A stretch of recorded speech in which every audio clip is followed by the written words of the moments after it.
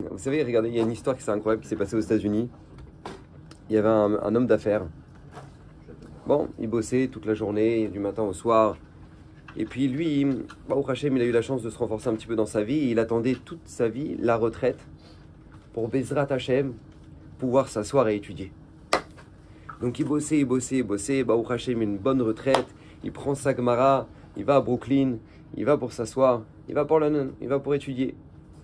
Et puis là, il s'assoit et puis en fait, il se rend compte que il est complètement à côté de la plaque. Parce qu'il voit des garçons de 17 ans qui sont en train de descendre la Gemara, Rashi, Tosfot, Marsha. Et lui, il écrit la traduction des mots en dessous des... Et là, il se dit, mais c'est pas possible, j'ai perdu autant de temps dans ma vie. Et là, il commence à déprimer. Et puis, il se pose la question si ça vaut la peine qu'il vienne encore à la yeshiva pour venir étudier, quoi. C'est-à-dire, il est là, au milieu de garçons qui sont des bombes, et lui, bon, voilà. Alors, le Rosh Yeshiva, il ressent ça. Il va le voir et lui dit, qu'est-ce que tu as? Pourquoi tu... Je vous dis la vérité, Rav, toute ma vie, j'attendais ce moment-là, pouvoir m'asseoir, étudier. Mais en fait, je me rends compte que j'ai perdu énormément de temps. Et je me demande, c'est Keda, et regardez comment ils étudient, ces Bachourim, là, c'est merveille. Moi, qu'est-ce que je vais rajouter comme étude? C'est pas ma place, je sens pas que c'est ma place ici. Alors écoutez bien ce qui se passe, le Rosh Yeshiva le regarde, il dit, regarde, je vais te raconter juste une petite histoire. Il y avait un grand compositeur de musique classique en Italie qui s'appelait, dans les années 50, qui s'appelait Arturo Toscanini. Arturo Toscanini. Maintenant, lui, il avait composé une nouvelle symphonie. Et le soir où il devait justement faire cette nouvelle symphonie dans l'opéra de je sais pas, de Rome, eh ben, il n'était pas là. Il ne pouvait pas être présent, il devait être en déplacement. Donc, il a mis un chef d'orchestre à sa place. Mais lui, bien évidemment, ce soir-là, il a suivi en direct à la radio sa représentation. Et il y avait face à lui un journaliste qui était avec lui en train de l'écouter à la radio. Et bon, on entend la fin de la symphonie, tout le monde dit waouh, magnifique, magnifique. Le journaliste, il regarde Arturo Toscanini, il dit vraiment, Monsieur Toscanini, c'était magnifique, c'était tout simplement splendide. Et Arturo Toscanini, il regarde le journaliste, il dit il manquait le 10e violon. Il manquait le 10e violon. Alors le journaliste, il dit non, mais vous inquiétez pas, personne l'a senti. C'était très bien, c'était vraiment personne n'a. Il dit oui, mais la différence entre vous et moi, elle est très simple. C'est que vous écoutez la musique, alors que moi, je la compose. Et là, je sais qu'il manquait le 10e violon. Et là, le Rosh Yeshiva regarde cet homme-là et lui dit, tu vois, regarde, toi, tu as l'impression que tu es au milieu des Bachourim et que, de toute façon, si tu avais été là ou tu n'avais pas été là, ça n'aurait pas changé grand-chose. Mais c'est faux. Parce qu'aux yeux d'Hachem, si tu n'es pas là, il manque le 10e violon.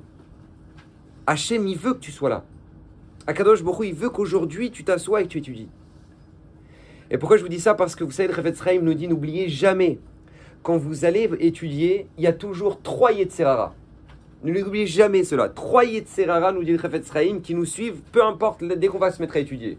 Le premier Yetzer, c'est de se dire, mais franchement, est-ce que c'est ça que je dois étudier? Tu es en train de regarder une petite vidéo, tu es en train d'écouter un shiur, tu dis, mais peut-être qu'il faudrait que maintenant j'étudie une Gemara, et peut-être qu'il faudrait maintenant que je fasse une Mishnah. Et tu es en train d'étudier une Mishnah, tu dis peut-être que maintenant il faudrait que je fasse une Gemara. Et tu es en train de faire une Gemara, tu dis peut-être qu'il faut que j'étudie des halachot. Et tout le temps, tu es en train de te dire, ce que j'étudie, c'est pas la bonne chose. Peut-être qu'il faudrait que je fasse autre chose. Et peut-être que ça, c'est mieux pour moi. Et peut-être ça, c'est le premier Yetzerara. Deuxième Yetzerara, c'est de se dire, moi, franchement, mon étude, elle sert à quelque chose. Il y a des garçons, ils sont là-bas à Pognovitch, ils déchirent les Gmarottes, ils finissent le chasse à 17 ans.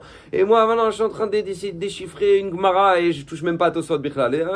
Est-ce que mon étude, elle sert à quelque chose? Troisième Yetzerara, nous dit le Chafetz Chaim, c'est quoi? C'est de se dire, demain, Bezrat Hashem, demain. Vous connaissez ça? À la rentrée, si Dieu veut. Ou après les vacances. D'accord, on le connaît celui-là. D'accord, donc il y a toujours 3 Yetzerara quand on va étudier. Nous dit le Chafetz Chaim, n'oubliez jamais regarder ce que nous dit Akadosh Baruch Hu dans le Kriyat Shema, qu'on doit réciter tous les matins. Deuxième verset, Ve'ayu adevarim ha'ele. Le Chafetz Chaim, regarde, ce sera ces paroles-là. Lesquelles? Celles que tu as devant toi. Ne regarde pas, je devrais faire de la Gemara à la place, je devrais faire de la halakha. Ce que tu es en train d'étudier là maintenant, c'est ces paroles-là qu'Akadosh Baruch Hu veut que tu étudies aujourd'hui. Ve'ayu adevarim ha'ele, asher anochi metzaveh. Que je te demande à toi, arrête de dire l'autre, c'est son étude, elle vaut mieux, regarde lui, c'est de haute qualité, moi, qu'est-ce que c'est? Non, à toi, je te demande ça. Quand? Ayom. Ayom. Ces 3 Yetzerara là, Kadosh Baruch Hu nous dit dès le matin, dans le Kriyat Shema, Ne te perds pas. Akadosh Baruch Hu te demande cette étude-là, elle te demande à toi, et c'est l'étude que tu as devant les yeux. Et quand je te demande ça, Ayom, aujourd'hui. Donc Bezrat Hashem, qu'on puisse tous se rappeler, peu importe le peu de temps qu'on a dans notre journée, si on a pris ce temps-là, même si c'est 5 minutes, même si c'est 10 minutes, même si c'est un quart d'heure qu'on a pris pour notre limoud, on l'a pris. On l'a pris et c'était le 10e violon que Kadosh Baruch Hu voulait qu'on soit là. Kadosh Baruch Hu dit, je veux ça, je veux. Vous savez, la fameuse histoire, je finirai avec ça. Rav Moshe Feinstein aux États-Unis, il y a un monsieur qui est venu le voir, un Rav, il est venu le voir, il lui a dit, Rabbeinu, je voudrais que vous soyez là pour un sioum. Pour un sioum. Il dit, bien, pourquoi tu voudrais que je sois là? Il dit, parce que c'est un homme qui est rescapé de la Shoah, et j'étudie avec lui, et ça a pris des mois, mais on a fini la première page de Gemara qu'il étudie du chasse. Donc je voudrais faire un sioum. On ne peut pas faire un sioum maseret, mais au moins un sioum adaf. Ça lui a pris tellement de temps, c'est tellement difficile pour lui. Alors si ça ne vous dérange pas, sioum adaf. Alors le Rav Moshe Feinstein dit, d'accord, pour ça je viens. Rav Moshe Feinstein, il va au sioum, et Baruch Hashem, ils font une chaga, ils font une fête, ils ont fini un daf de Gemara, Baruch Hashem. Ils sont comme des fous. Le lendemain, le Rav en question vient voir le Rav Moshe Feinstein, il dit, Rav, vous savez la personne qu'on a fait le sioum hier, elle est niftar aujourd'hui. Elle a quitté ce monde aujourd'hui. Et on fait son enterrement, ça l'éveilla. Vous savez ce qu'a dit Rav Moshe Feinstein? Rav Moshe Feinstein a dit, vous savez cet homme-là, Akadosh Baruch Hu attendait de lui juste une page dans sa vie. Une page dans sa vie. Il attendait que d'un homme qui a passé la Shoah, qui a fui aux États-Unis avec toutes les difficultés qu'il a vécues, et ben lui à son niveau, Akadosh Baruch Hu attendait une page. Il a fait sa page, il a fait son tikkun, il a fait sa réparation, c'est mon Baruch Hashem, sa neshama, elle est partie.